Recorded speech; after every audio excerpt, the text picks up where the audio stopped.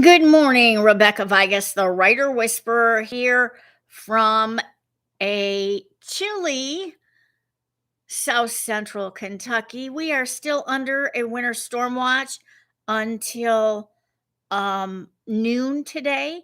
So I have a couple more hours where we could get snow, but um pretty much I think the snow is done. We have about 4 inches, which is a little much for South Central Kentucky. Today, I want to talk about where you are, not as far as where you are in your work in progress or where you are on your writing journey, where you physically are. I woke up this morning to picture postcard scenery.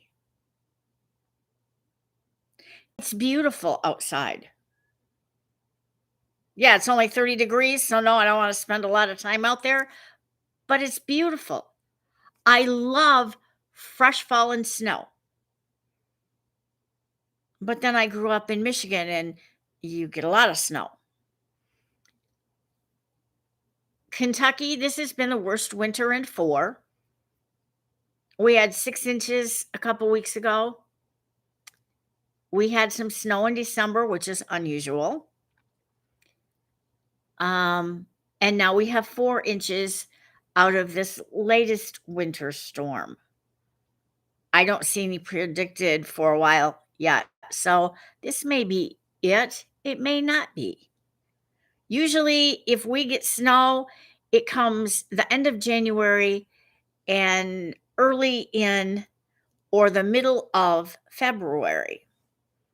Uh, Last year, when I decided I was going to South Carolina for 10 days for my birthday week, I left in 5 inches of snow with about a half inch of ice underneath it.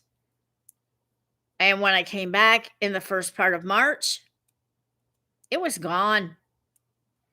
And the temps were warming up. They were in the 50s. March and April are our spring. Summer begins in May. Don't pay any attention to the calendar. Summer begins in May. We start getting 60s and 70s. And by June and July, we're 90s and 100s. So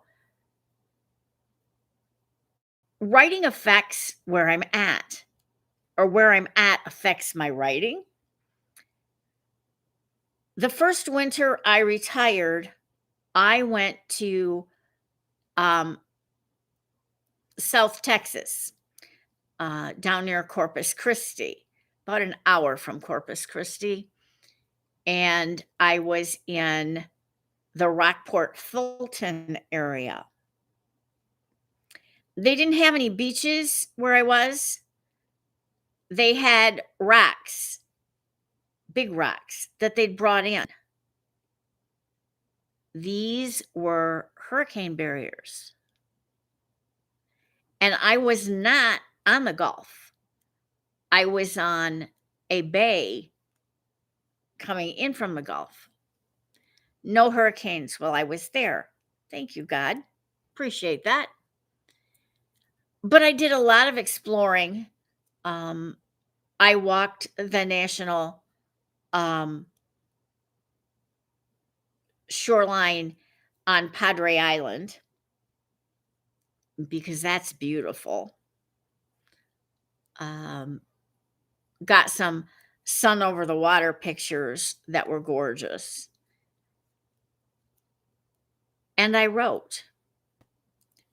I joined a writers group, and there were 3 writers in the group and a moderator who was also a writer.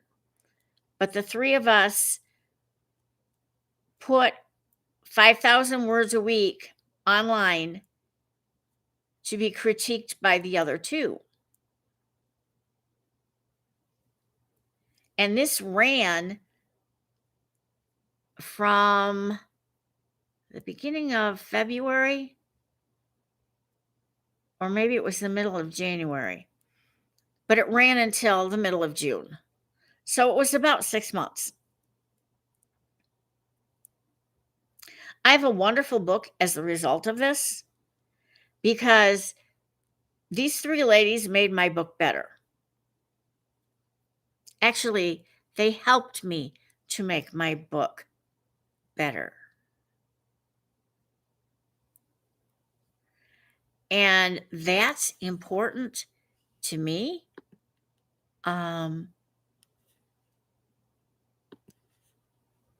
So that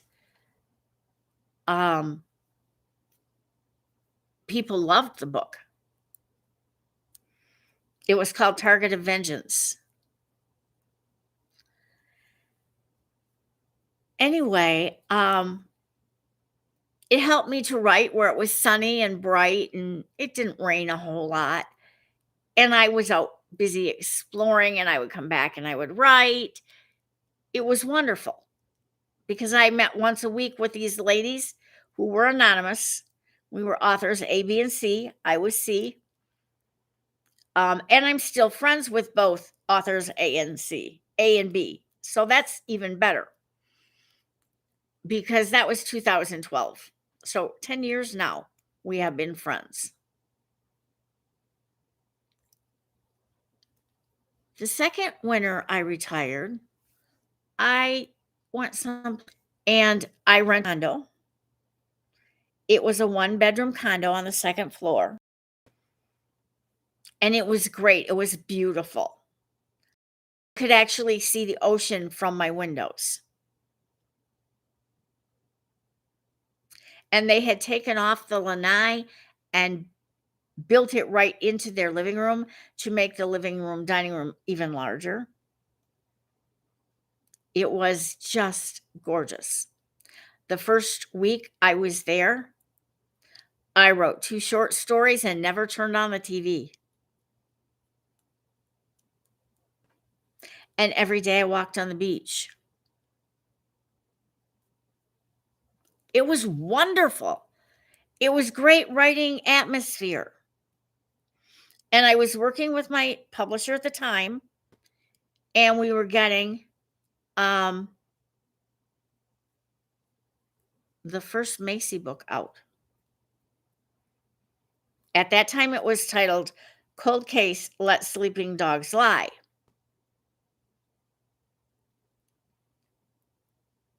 It is now titled River's Edge, which was the original title, but I wasn't sure it fit. Now I know it does. And so the title has been changed, but the book content has only been improved.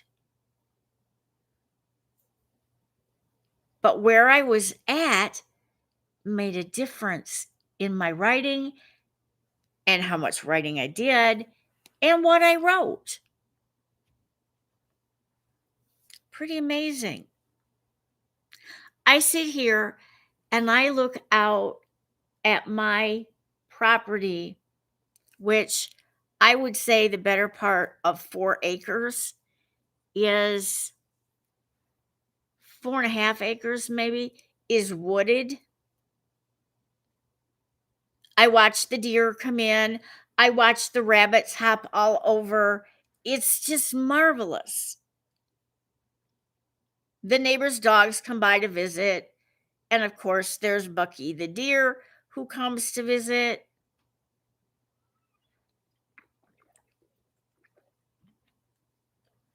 And has actually knocked on my front door if I wasn't there fast enough.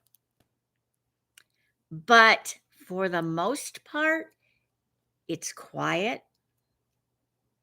It's peaceful. I don't hear voices for days. Human voices, that is. Not outside the telephone or a video conference. It's just perfect for writing.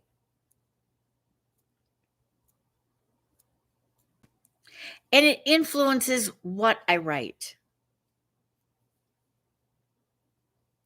Are there woods? Is there a creek? Do I hear the cattle up the road? Sometimes. Can I watch the horses in the pasture next to me? All the time, every chance I get.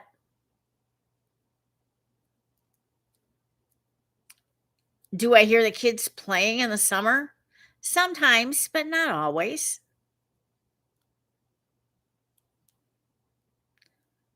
Sometimes they even come and visit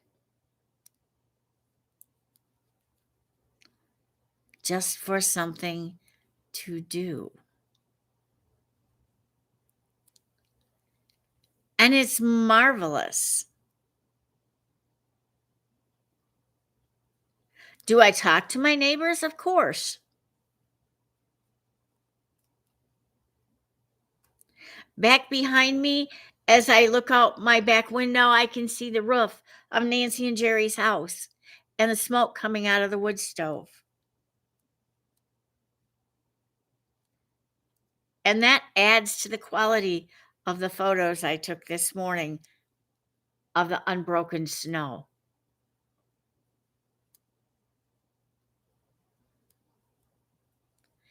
And it might be a little windy, but I'm not sure. It doesn't look like it. It was last night. There might be a bit of a breeze today. Nancy and Jerry's son, Jason, and his wife, Sandy, and their ward live kitty corner across the street, and they have the horses. Out in front of me are the Moores, and they have a wildlife rescue, 2 teenage daughters, twin boys who are 11, and Josie, who is 7. Those are their kids that live at home. They also have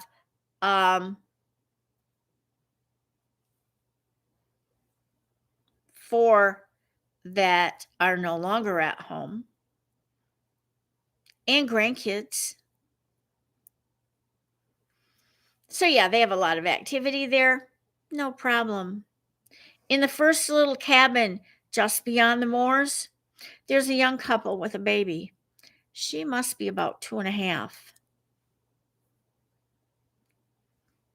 And John lives in the next cabin. I don't know much about John. We say hi as we pass each other on the road, or we wave, not talk to John much. There's a new couple who bought Jason and Sandy's house, and I don't know them.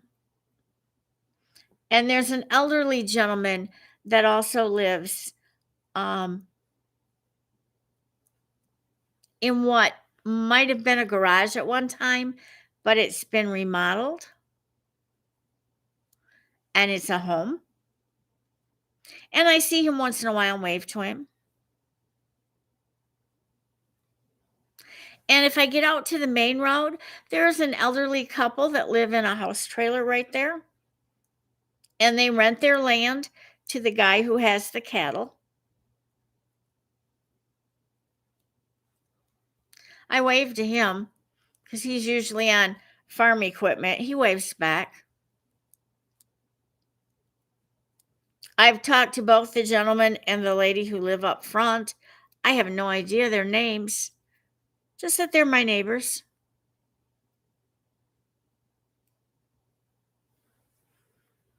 And they actually live on the main road, not on Easy Street.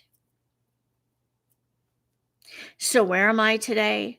I am physically sitting in my recliner in my living room. I've just replaced the 2 lamps that were here and not working with 2 smaller lamps that are here and work. So I have light. I am surrounded by paparazzi boxes waiting for my barn to be finished so I can move them out there and set up shop. Be real nice to do that since it was supposed to be something I could have done in December and it's still not done. Good help is really hard to find.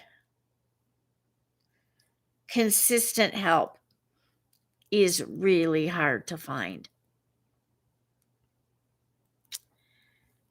Um, but I'm here in this disaster that is my living room that will eventually see party paparazzi going out to my studio where I can set up and really have a show, where I can actually invite people and have an in-house show.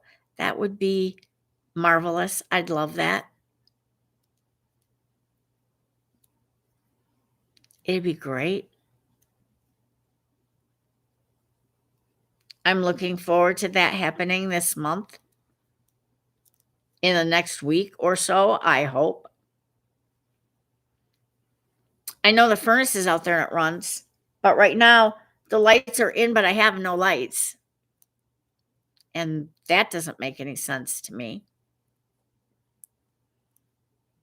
It's supposed to be completely wired, but when I flip the switch, I get nothing. So something is not working. I have lots of things I can write about. Right now, when I sit down to write, I'm working on my writing book, Let's Write Fiction, Tears, Fears, Confidence book. And it tells you how to get there. There will be a self-guided program. There will be a class course program.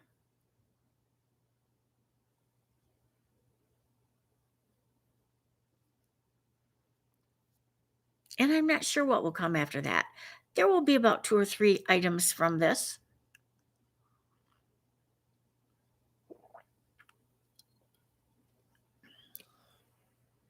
As well as the book. And I'm hoping my paperback can be a workbook so you can write right in it.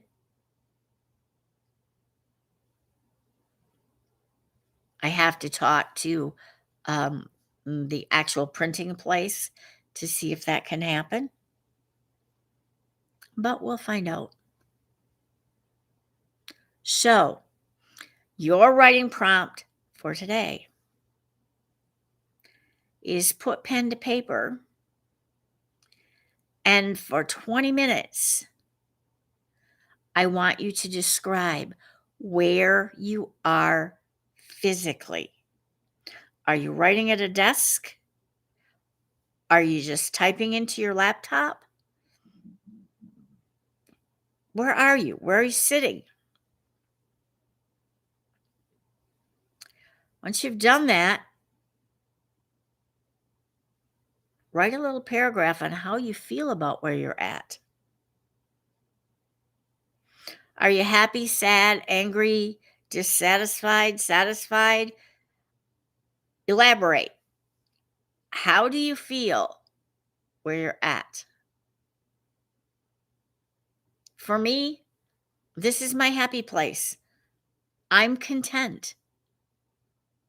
I have all the things I could ever want right here.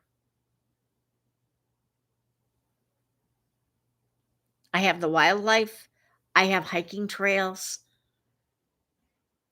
I have great neighbors. I can't ask for anything more.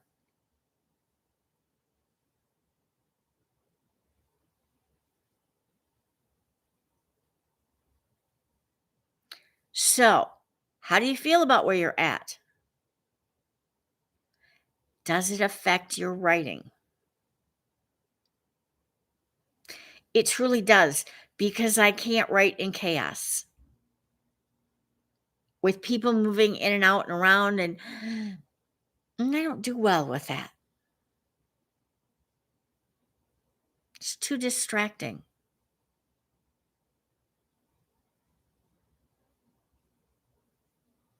So take a few minutes, 20 would be good, and set yourself to work. If you can't find me, I'm on Facebook. I have a group called Aspiring Writers. Feel free to join, it's open to the public. You can also find me at Rebecca Vigus, the Writer Whisperer. That's who I am.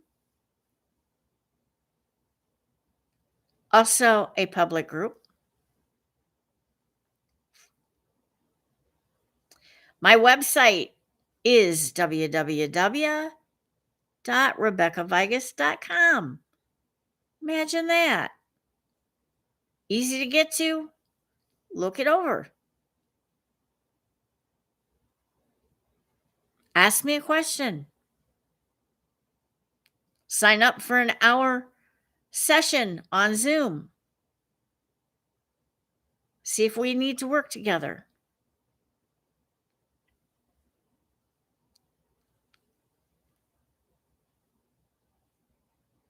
You can also email me, RebeccaVigus@gmail.com. Happy writing.